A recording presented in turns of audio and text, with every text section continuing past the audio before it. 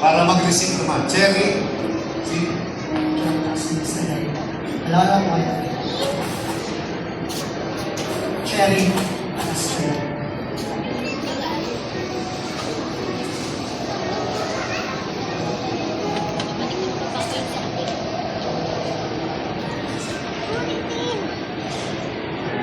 So, Sister Cherry, tsaka si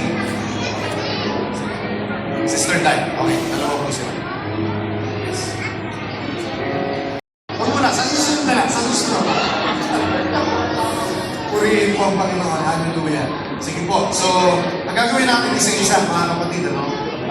Luluhod si Sir Johanna, mag-pray po ni Pastor June, kasi po sila po ang si Pastor June ang lead pastor ng Bulalakaw. So, he's the one na mag-pray po sa kanya pong anak at to represent Panginoon Lord, para mga tungkol dito, kung saan Panginoon Lord, kalumpan ng Panginoon God, at kalit ng palayo ng Panginoon Lord.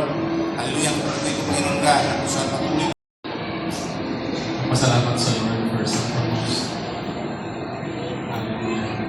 Yung pagdating ko na mag-asawa ko sa Malayan House Church kasi ang Lord ay nagbigay na po ng mga panagin maging sa kanilang pagpo-promote, pag-level up.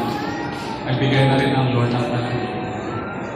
And today is the day of installations na kung saan sa panalangin natin lahat ang lahat na binigay ng Lord na panagin, it will come to pass.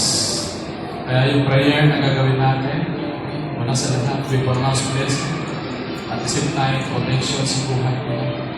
Kasi kaaway ay hindi matutulong, hindi magpapahinga, hindi mananahimik para sila iduluhin at lakad sa kanilang dakilang plano. But through prayers, Reverend Edwin P. Manuel. Palakpak natin ang